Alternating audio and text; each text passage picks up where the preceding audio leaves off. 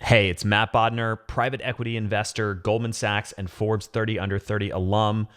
Today, I've got Grant Cardone on the show. We talk about what he would do if he went broke today, how he would get it all back, what it means to 10X, and a whole bunch more. With that, let's jump right into the conversation. Grant, welcome to the Science of Success. Man, appreciate you having me. I hope there is a science to success. Yeah, well, that's what we're trying to find out. I've been looking for it my whole damn life. That's awesome. Let's dig into that a little bit. I'd love to figure out, at least in your experience, Grant, obviously you're tremendously successful. What was there, I know you had a really interesting upbringing in childhood and a lot of traumatic and challenging pieces of that, but what was one of the biggest inflection points in your business career? What was the moment that you went from being an average Joe to somebody who you're like, wow, this rocket ship's really taking off. I'm really going to achieve success on a level that most people never do, or that maybe even you didn't think was possible? Yeah. The 10X rule, man. The 10X rule was a game changer for me.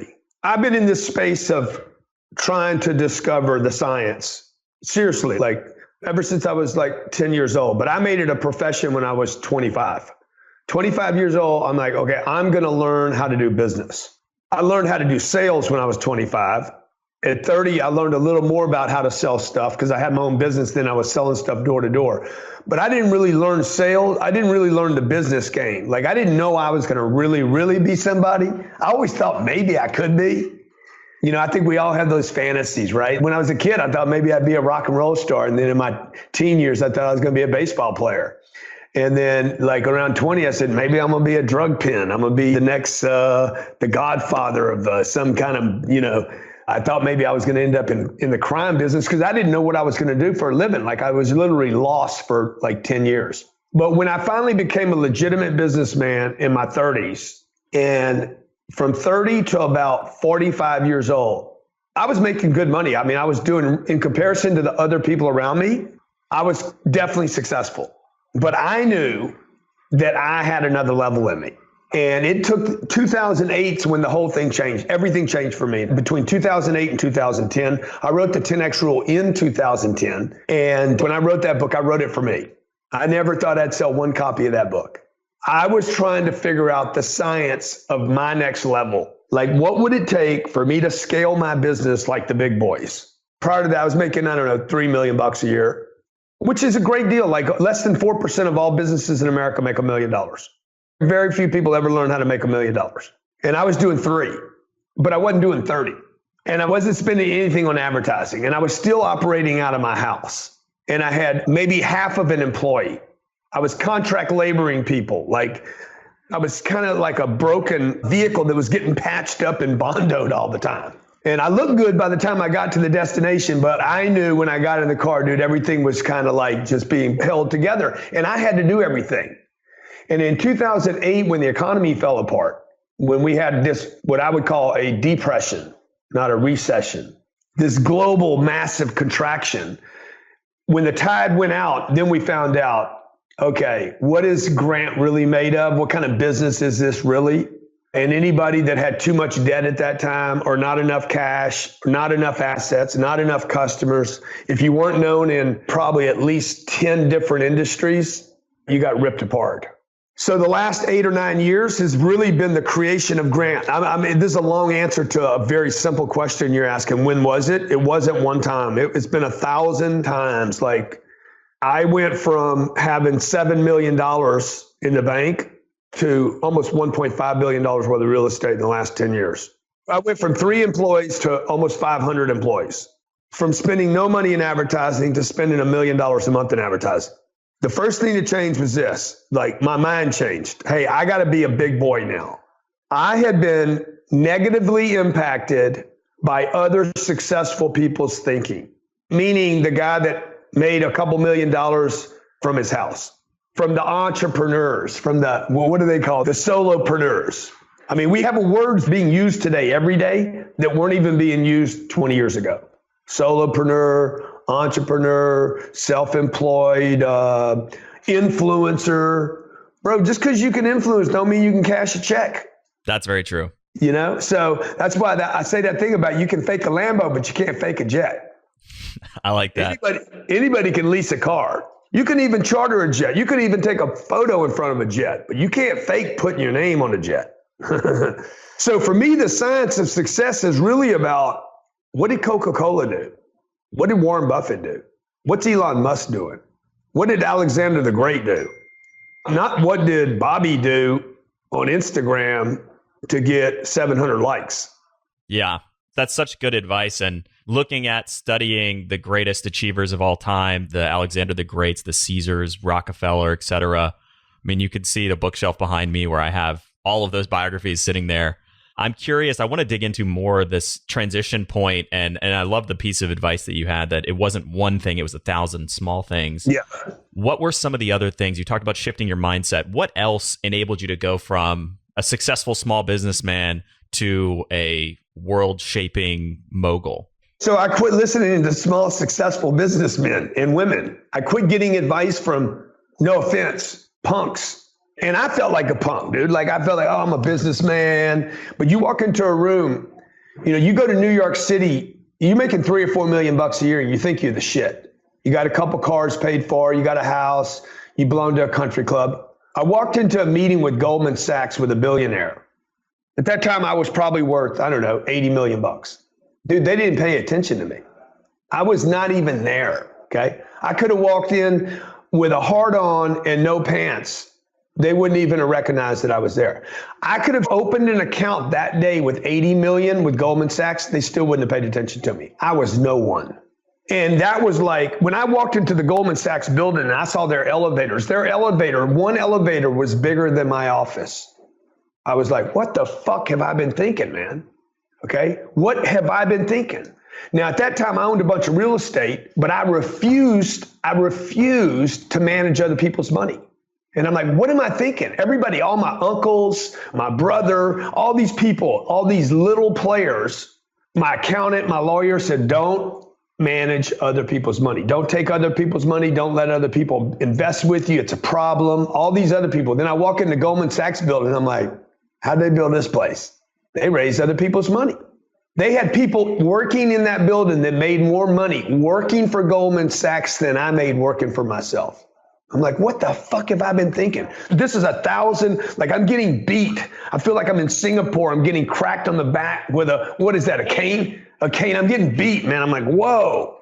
Blackstone this week, I think it was last week actually now, they raised $20 billion in 72 hours. Like, one thing that has to happen is I want to be a real player. If you want to be a real player, you cannot get advice from little players. You can't be a whale and act like krill. Yeah, you can show off like a little clownfish, but you got to remember, you can't leave the anemone because somebody's going to eat your ass up. I was telling a guy in the interview the other day, bro, you got to change the questions you're asking yourself. If you start in sales, okay, and you want to get great at sales, okay, good. Get great at sales, but at some point, you got to start asking questions about business, not sales. You got to elevate the game. You got to start getting uncomfortable with other shots.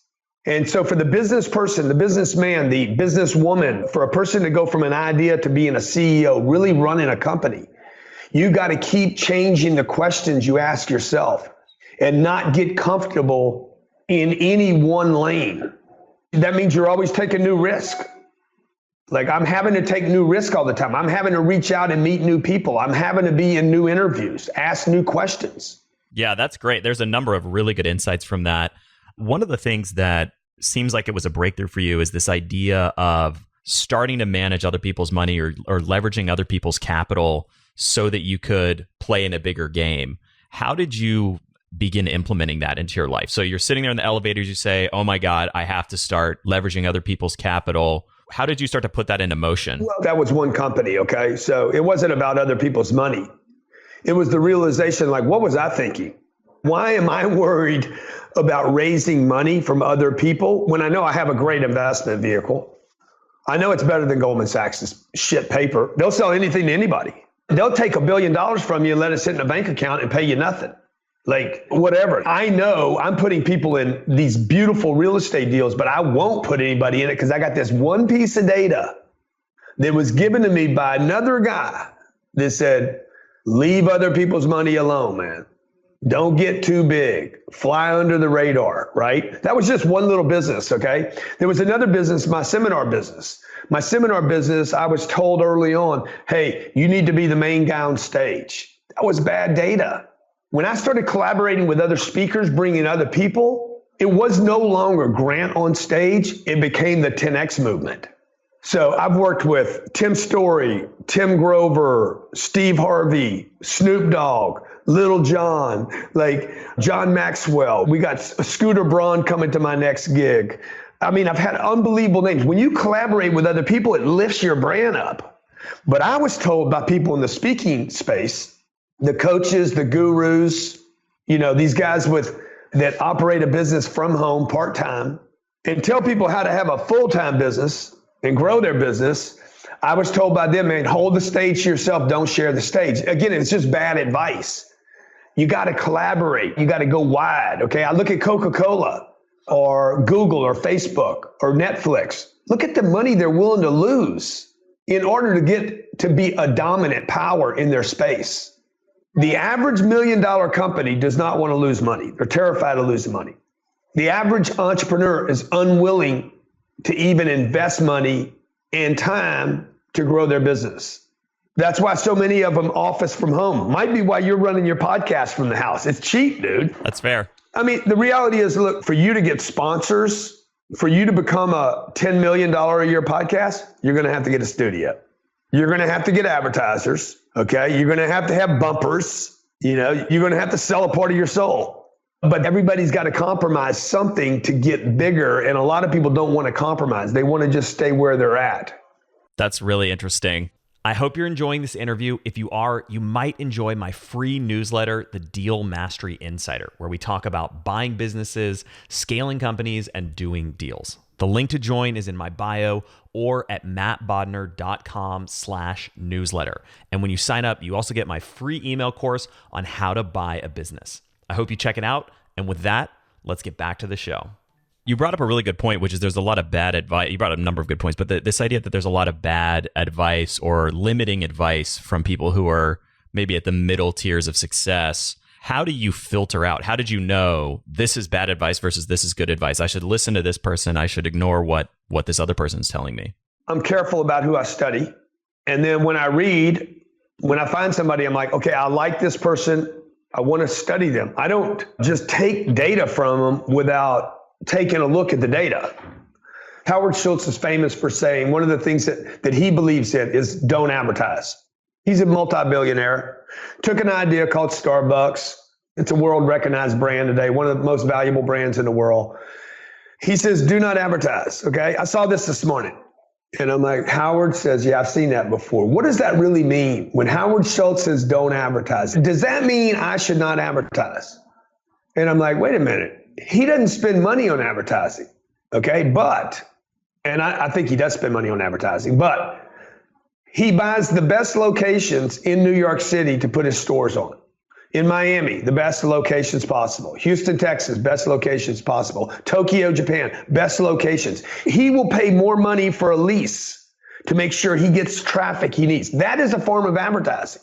In fact, it's cheaper for me to buy some space on Facebook than it is for me to buy a Fifth Avenue and 43rd Street.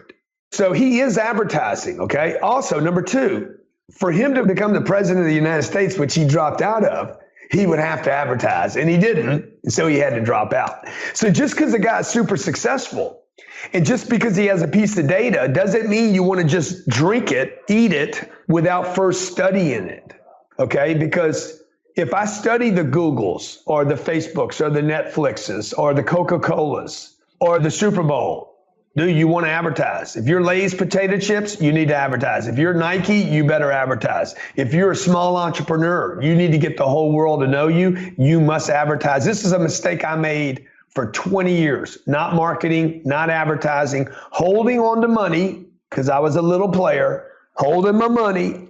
I don't want to spend it. And the reality is, if nobody knows me, they can never trust me. Yeah, that's fascinating. So what was the inflection point where you realized that you need to start making yourself more well-known, that you need to start advertising, that you need to start deploying your capital instead of hoarding it? I can only be in one place at one time, right? So I'm talking to you right now. Hopefully this gets out to millions of people. When the economy crashed in 2008, I knew this was not about the economy. It was about me. No one knew Grant Cardone. And when things go to shit, whatever leftover money there is always goes where it knows. Money does not go to strange places when it becomes scarce. It goes to familiar places. Money moves to familiarity. It moves to where I'm comfortable. What's comfortable? Something I see every day. That's why people go home every day. It's comfortable. That's why people say, no place like home, because it's so familiar, man. And so where does money go? Money goes home. Money always goes home. Money goes to where it's most familiar. And no one knew me. One industry knew me well. And when that industry got cut in half, there was 20,000 auto dealers in America. They all knew me. They got cut in half down to about 9,000. They didn't have any money. So that one industry, I was dependent upon one industry. That's when I knew what Warren Buffett meant about never depend on one flow of anything. So that's when I got busy saying, I got to create, number one, I got to get more people to know who I am. This is where the mind clicks. I'm giving you practical now, not just aha, because the aha never turns into money. So you guys are watching, oh man, that was great. That's never money, ever. Okay, ahas are never, ever money for me. What's money for me is aha, do. For me, that meant, okay, I got to get everybody, I made a list of industries, chiropractic, medical, dentist, cosmetic surgeons, plumbers, roofers, real estate agents, real estate brokers. I need to get every one of these professions to know who I am. Financial advisors, brokers, bankers. Like I need to get them all to know me. This was 10 or 12 years ago. This was pre-podcasters. The word influencer wasn't even around yet. So now we have all that. So if somebody's listening to this right now, what are you going to do? You got to get people that have influence to know who you are. It is not important who I know. It is, but it's not as important as who knows me. Because if I can get strangers to recognize my name or my face or seem somewhat familiar, that is the next level to saying, okay, now I can start sharing ideas and concepts and products and possibly becoming profitable. Yeah, it's the classic know, like, trust cycle. And you're basically saying that when you advertise, when you become somebody who's really well known, that you're accelerating that cycle and elevating yourself to a higher playing field where you have tons more opportunities. Yeah, and what I did for 25 years is I just tried to get people to trust me. The first thing I did was I made a different mistake than that. I thought if people just saw how good my product was, I'd be good. So I spent years with this idea that I had the best product and that was going to do it. That was a mistake. Then I'm like, okay, now I need to get people to trust me. Well, that was actually a mistake too. I need to get people to know me, because if they don't know me in an industry, my product doesn't matter and they'll never trust me. We all see signs of best product getting beat all the time. So just because you have the best product does not mean you're going to get the most business. You have to get known. So you're right. Get known. What did you say? Known, liked, and trusted? Yeah, know, like, trust. You have to know somebody in order for you to like them, and you have to like somebody in order for you to trust them. Yeah, that's probably right. I didn't know those last two, but that probably makes sense. And I've spent the last 8 years. Well, I didn't have an Instagram account 8 years ago. Nobody did. I didn't have a Facebook account. Facebook had just come out. I started a YouTube account, I think 11 years ago. So I didn't know how to do a YouTube video. I didn't have a subscriber to any of these channels. I didn't have a Twitter account. So those were all distribution channels, right? So, hey, how do I get known? Make a list. Who do I want to know me? Okay. 3, how can I distribute content to those at the lowest possible cost? Because at that time I didn't have any money. So I'm either going to spend money on that distribution channel or I'm going to spend organic energy.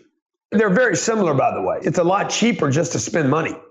We probably spend $1 million a month in monetary exchange for ads today. Money. We trade $1 million a month in advertising, but I'll bet you I spend another 10 times that in energy.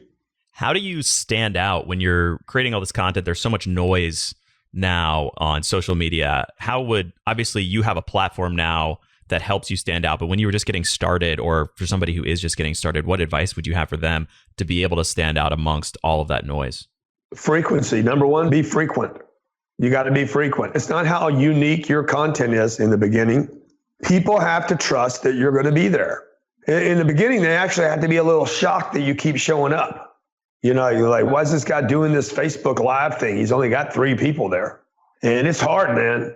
It's a grueling deal. It's much easier to go hire a manager, an agent, or just spend money on advertising. This is a grueling grind out. And nobody talking about how much of a grind it is. Because a lot of people are just buying bullshit likes. I'm glad the likes are going to go away. It's going to destroy people, man. It's going to kill them. These guys on Instagram, they got to get their likes. It's going to crush them. Okay? Because it doesn't mean anything. Like, you got to build a real following of people. And Instagram and Facebook, this is not a new thing. This is the way it was 100 years ago. You got to build a following. And you want to build an army? If you're going to take over some part of the world 1,000 years ago, you needed an army. People need to know that you're serious, and they need to know that you're a threat. Because if they don't know you're a threat, dude, they're not going to take you serious. And you'll only pull that off a couple of times. So people are trying to roll around by themselves, and you wonder why people aren't taking you serious. Because you're competing with LeBron, man. LeBron can roll by himself. He shows up, everybody watches him. You're lost in the crowd. Nobody sees you. You can't even see yourself anymore. So everybody's got to become LeBron. You got to become a star. Okay, I look up in the sky at night, man. My eyes always go to the brightest star in the sky. And that's not going to change. It's not going to change because your race, your color, religion, your prayers. You got to be the brightest star in the room. Otherwise, you're going to get overlooked. And brightest star also, what comes with the brightest star is when everybody's looking at you, they're also seeing either you don't meet their expectations. Oh, he ain't that bright. I thought that star was bigger than that. You know, when you get that much attention, what comes with it is not all admiration. Then a person really meets themselves. When you start getting more than likes, you get dislikes, and you get people ignoring you, and you get people, you know, just using you and wanting to steal from you and scavenge you and clickbait you and bully you. Look, nothing's changed from the days of junior high school. It's pretty much the same thing. This is a little bit of a subject change, but in the same vein, when you're, whether it's investing in a media campaign or even beyond that, how do you think about when you should double down in something and keep going and soldier through versus when you need to cut your losses? On an ad campaign? Yeah, and maybe beyond that, when you're starting a company, when you're working on a project. Yeah, well, those are 2 different questions for me. One is on the ad campaign. You should never give up on the ad campaign. You need to shift whatever the offer is. You need to keep working that ad until the offer makes sense to people. Like sometimes it's just flipping it, right? Instead of selling the seat, you're giving the seat away and they're joining a membership. Or, hey, here's the seat, you get the membership. Sometimes you just got to flip it. But if you give up on the promotion of any idea, the idea will never find its way into society. Now, if you have an idea that's terrible, that's the other part of this question. Bro, you got to just because it's a good idea doesn't mean it's going to make money. And just because it makes sense doesn't mean it's going to make money. So why would a guy like me compete with Blackstone, Goldman Sachs, JP Morgan, Fidelity? You know, you're going to take those guys on, man. You better be ready to go, right? And you better have a product that has some kind of unique advantage. And if you find out it doesn't, then you're right. There's a point where you got to bail. Like if you told me you had an idea about an app, the moment you say app, I'm closing my mind. I'm not even interested. They cost too much to build. They cost 10 times that to get anybody to know about them. And it'll cost you 100 times more to get them to remember that they even downloaded your app to use it. Like it's just a bad idea. If you can't give somebody the app, even if you give them the app and it has money on the app that they can take, you're going to probably not make the business work. So some ideas are just terrible because there's so much competition in the marketplace. The Newton, do you remember the Apple Newton by any chance? It was about this big. It's probably before your time. Yeah, I don't remember it. If you Google the Apple Newton and Bill Gates or Microsoft, the Apple Newton was the first iPhone. And Bill Gates, Steve Jobs was running out of money. He went to Bill Gates and said, look, and they were fierce competitors, really didn't like each other. And Steve knew he needed Bill's help. He says, I need money. And Bill agreed to give them money. They had to bury the Apple, the Newton. I had a product that depended upon the Newton. It was a company. I probably never even talked about this before until today. I knew when that deal happened, I had to get rid of the company. They were going to bury the Newton. Bill didn't want it around. And 4 days later, I got rid of my company. And I took my whipping and moved on. So if you're going to take a whipping, take it quick.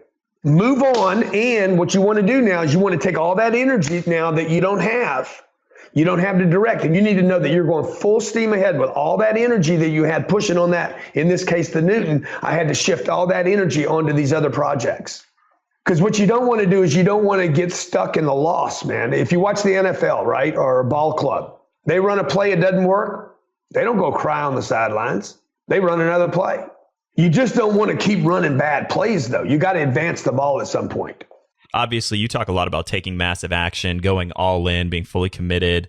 How do you think about, I don't know exactly, you have what, 6 or 7, maybe more than that companies now. How do you think about committing time to each of those? And obviously, you're not running each of them full time. How do you allocate your effort across all of those? And how do you think about doing that with multiple businesses? Well, which one has the biggest payday and which one is closest to the goal line? So most of what I'm doing is kind of emergency managing, kind of like a grenade. I pulled a pin. We have a project. I got 60 days and this thing's going to blow up all over everybody's face. So I'm handling things on timelines like this podcast, right? Today's podcast, it pops up. They show me this morning. I walk in my office. They're like, you got a podcast at 1 o'clock. I said, why are you telling me right now? Well, I thought you wanted your schedule. I do, but I don't need at 9 o'clock in the morning. I don't need to know what's happening at 1.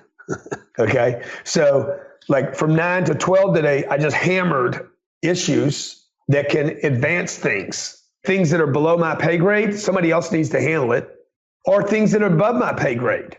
There's legal issues. Like that's above my pay grade. Have $600 an hour person handle that. Have the accounting department handle that IRS thing. Okay. The plane, we flew in last night from New York. I don't know anything about the plane. I just know where I sit on it, but I'm not taking care of it today. The pilots are, they sit up front and act like they're flying the plane. And I sit in the back knowing I own the plane. So you got to know your place, dude. What are you doing? Right? What are you doing? You can't manage everything. It's kind of like Tom Brady. What is Tom Brady doing? Tom's not playing defense. Tom's playing full on offense. Tom does what Tom does. Tom puts points on the board. So my job in my company is to put points on the board. I'm not the video guy. I don't shoot the video. I don't edit the video. But that doesn't mean I can't say, hey, that video sucks, dude. Add this footage, flip this, put this here, put that there. Open with that scene back with me walking onto the plane. Dude, that would be perfect for this. Cut it down, right? And then we play with stuff like that. But look, you're not going to figure any of that out, if you're a one-man show. If there's 3 men in your shop, you're never going to find out what kind of business person you are. Get 30 people. 10X rule, man. You got 30 people, get 300. You got 300, get 3,000. Then you're going to find out what kind of leader you are. And that is when people get to actually meet themselves. And this is not a bad thing. This is going to be a fucking unbelievable thing. When you go from 3 people to 300, you're going to be like, damn, I am a businessman. I'm a real legit dude. I can do this. But people will never find that out because they're running too small. How can you find out how big you are playing small? It's impossible. Nobody knows that $1 million is no money until they have $1 million. The only people that think $1 million is a lot of money are the people that don't have $1 million. Just go around the streets, bro. You go out on the streets. Where are you today? Nashville, Tennessee. Yeah, go to Nashville. You go out on the streets and say, who thinks $1 million is a lot of money? Every person that raises their hand will not have $1 million. Yeah, I totally get what you're saying. You don't know what you don't know, man. And people don't even have any clue about how big they could be because every day they're playing so small.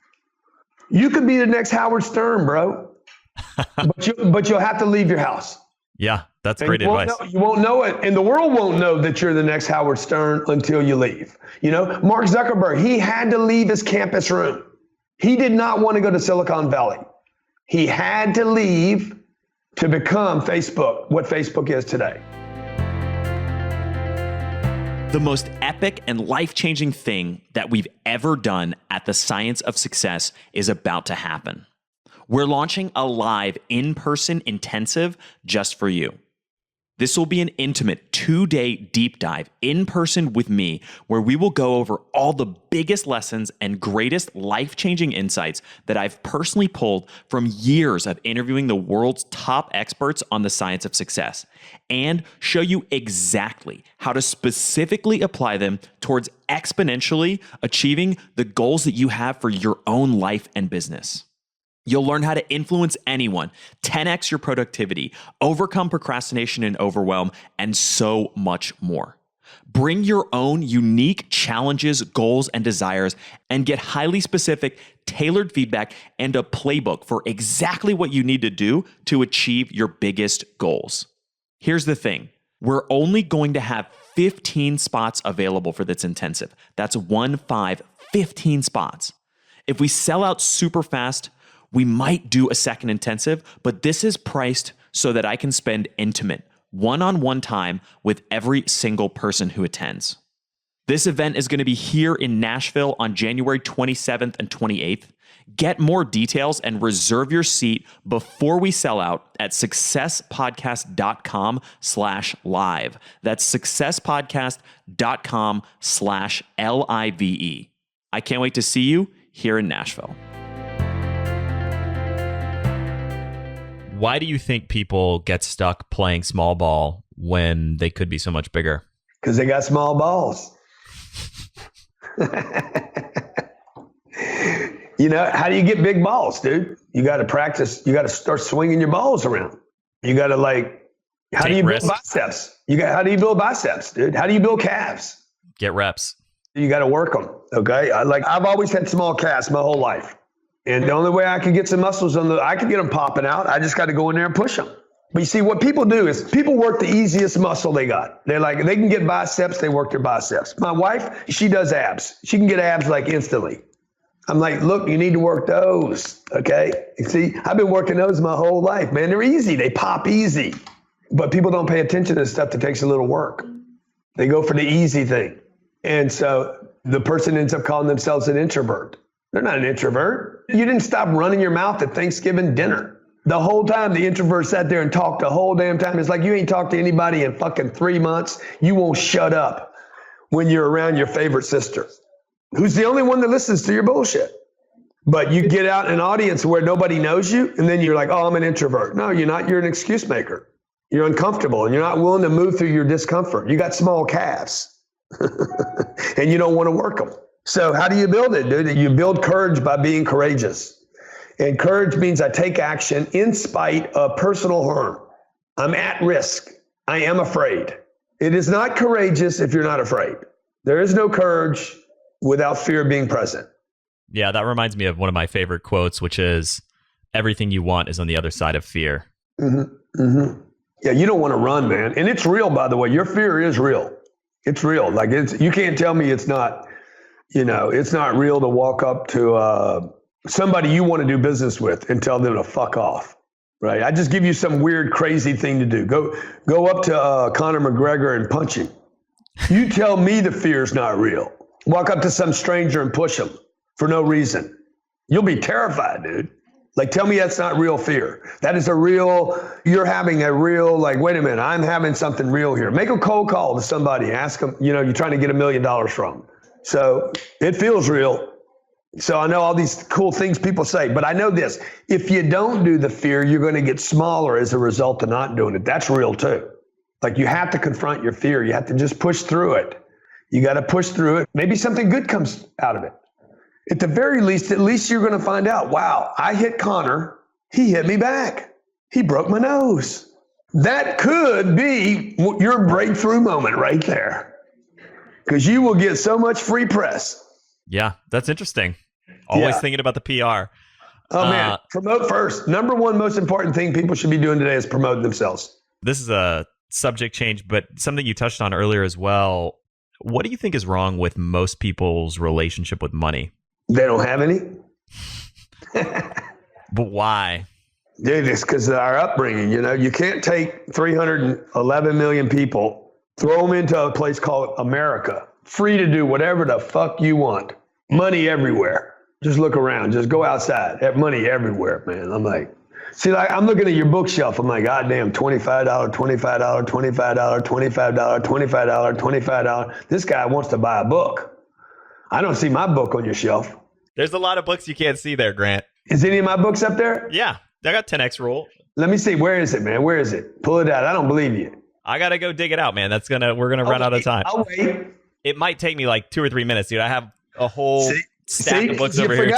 You forgot about me. I would never forget about you, Grant. I'm buried in there and all that other stuff. You got the 4-hour work week? I do have the 4-hour work week as well. Yeah, you see, which one you going to go with, the 10X rule, or the 4-hour work week? Because they're complete contradictions. You're inspiring me with this 10X talk, dude. I got to get out of my house. Yeah, dude, I don't want to work 4 hours a week. I want to work 4 hours every minute. I like that. So, yeah, back to the money thing. The Yeah. money thing's a big thing for everybody needs to handle this money issue. This is a huge, huge problem in the world. So we hear about this financial inequality every day on TV. I think 1% of the people in America are about to have the entire net worth of the middle class. 1% of America is going to be literally have more net worth than the entire middle class of America. Why is that? Is it income inequality or is it information inequality? You know, I think people have the wrong data. People are operating off the middle class rules. Go to college, get a job, save your money, buy a house, plan for retirement. Small ball. Small balls. One's always smaller, by the way. That's a problem when they're both small. You're a mostly male audience, right? Majority male, but we have a lot of female listeners for sure. Okay, the women know what I mean by small balls. No courage, man. All talk, all hat, no horse, you know? You can wear the boots, dude. You got the big cowboy belt. That's it. That's where the whole thing ends right there. Guy's got a big watch and no money in the bank. He's at the club balling like a baller, you know, renting a Lambo on the ride home. No, probably just rented one on the way over there, you know. He owns part of the club with the other 200 guys that each put in 10 grand. It's just a lot of pretend going on, man, rather than like, and look, I'm saying that because I have done some of that and I played smaller. I called on businesses that were doing hundreds of millions of dollars a year and I'm consulting them on how they can make more money. They were spending more money in advertising than I was making in a year. That's crazy. Little bit of a paradox. I felt it every time I went and did it too. They were hiring me to come in and get their people to think different. But every time I did it, I felt like, wait a minute, they just paid me, which it looked like a lot of money. It was like, I don't know, $10,000 an hour or something. To me, I was so proud of it. They're spending $10,000 every hour on advertising. So who's thinking small here? I thought 10 grand for an hour worth of work was a lot of money. They were spending that every hour on advertising. They bought me one time. They bought the ads literally every hour, every day of the week, 30 days of the month, every day of the year. See, well, you got to start like, who am I getting my advice from? My mom, my dad? And if you want money, man, the only place you can get money from, if you want to change the way you think about money, you have to study only people that have mastered money. Not people that have mastered avoiding debt. Not people that have mastered saving money. People that have mastered the circulation of money. You know, some of the names you mentioned earlier. So I don't want to save money. I was taught how to save money. I'm great at saving money. I needed to learn how do I get money to multiply? How do I have buildings with my name on it? Why does Donald Trump not ever talk about the house he lives in? Okay. His house is a building on 7th Avenue. He lives in the top of the 7th Avenue building called Trump Tower. Now he lives in the White House. He doesn't own either one. Like he has zero interest in where he lives. Okay. He wants to be in places where he can control revenue. And Donald Trump might be a bad example because so many people hate his guts, but let's use Warren Buffett.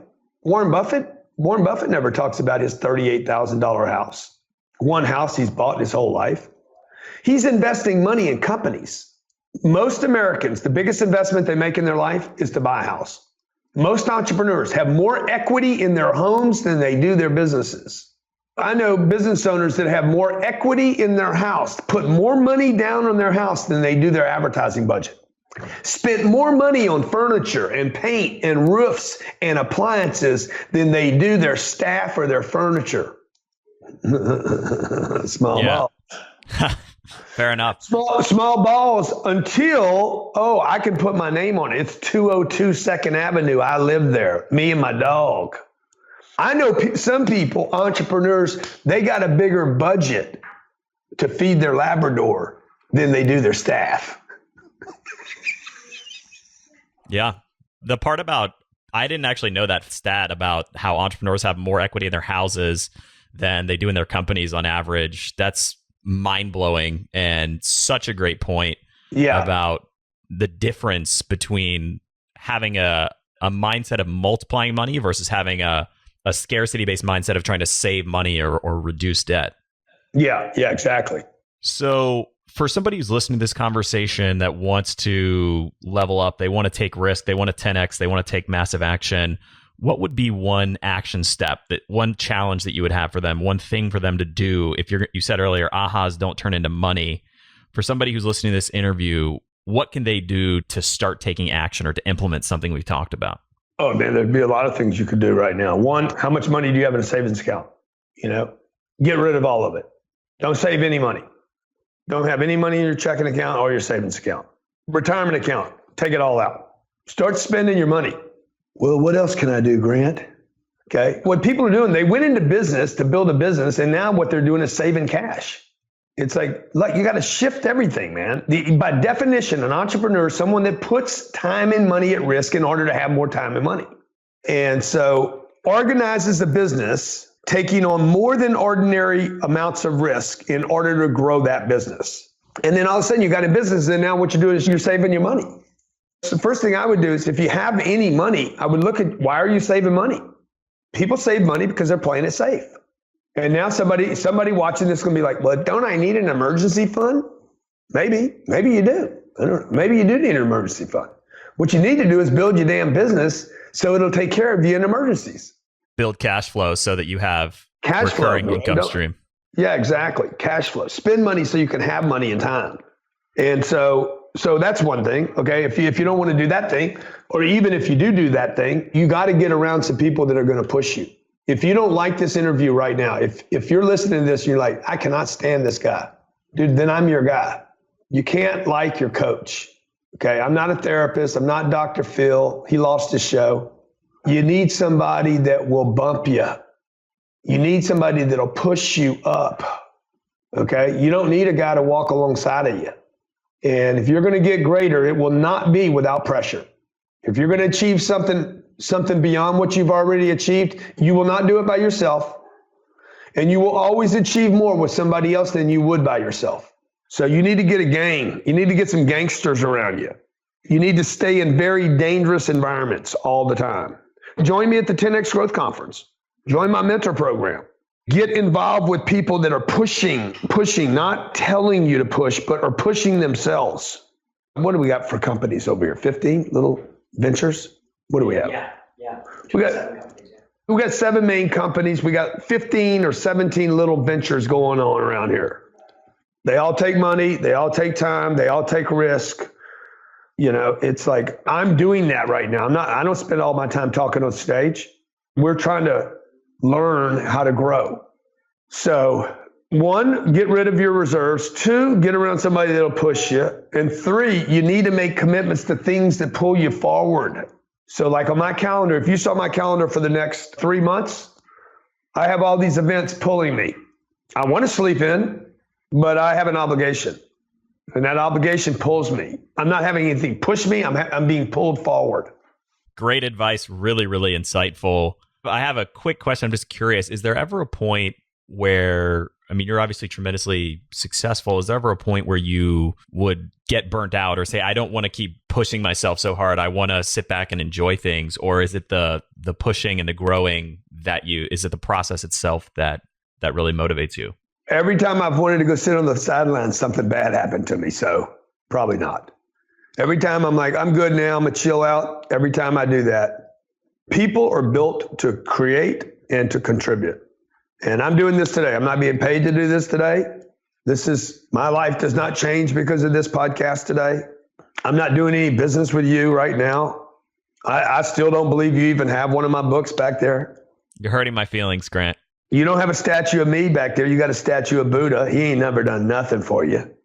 So, every time I've gone into that, every time I've done that, I end up like, okay, what's wrong? Dude, when I'm producing and creating and contributing and giving back, my day goes by faster. I just got a 10X alert. Amber alert. That's smart, man. Okay. It's time to 10X. 10X, man. 10X. February 20th, 2020. I'm doing the most talked about entrepreneur conference on planet Earth. 10,000 people will gather from around the world for the biggest 10X party on the planet. 3 days. We register the 4th day. So the first day is the registration. And then 3 days, there's a party on the 20th, which freaking unbelievable numbers. 2020. There's a registration party. It's going to be insane. And then on day 21, 22, and 23, 3 days talking about revenue, 10X in your revenue and your sales. Day 2, 10X marketing, getting the whole world to know who you are. And day 3, how to create the 10X ideal life so that you never burn out. Living a life of purpose and power and prosperity. Grant, where can people find out about that conference, find out about you and everything that you're doing online? 10xgrowthcon.com, 10xgrowthcon.com. All right. Well, thank you so much for coming on the show, Grant. Fantastic conversation. Some really insightful and potentially controversial points, but I really enjoyed everything that you said, and it was certainly motivational and inspirational for me. And Matt, you're the man, dude, but you need to somewhere edit in some kind of proof that you actually have the 10X rule. Okay. I'll send your team a video of me holding the 10X rule. Okay, awesome. Thank you so much for listening to that episode. I really hope you enjoyed it, and I hope you got a lot of actionable takeaways that you can go out and apply and get some results from that conversation. If you enjoyed it, check out my newsletter, The Deal Mastery Insider. The link to join is in the description below. We talk about buying businesses, scaling companies, doing deals, and so much more. If you enjoyed this episode, I know you're going to love all the stuff we talk about in the Deal Mastery Insider, and it's free to join. And if you join now, you get my free course on how to buy a business as well. So check it out. I think you'll really like it. And thank you again for listening to this episode.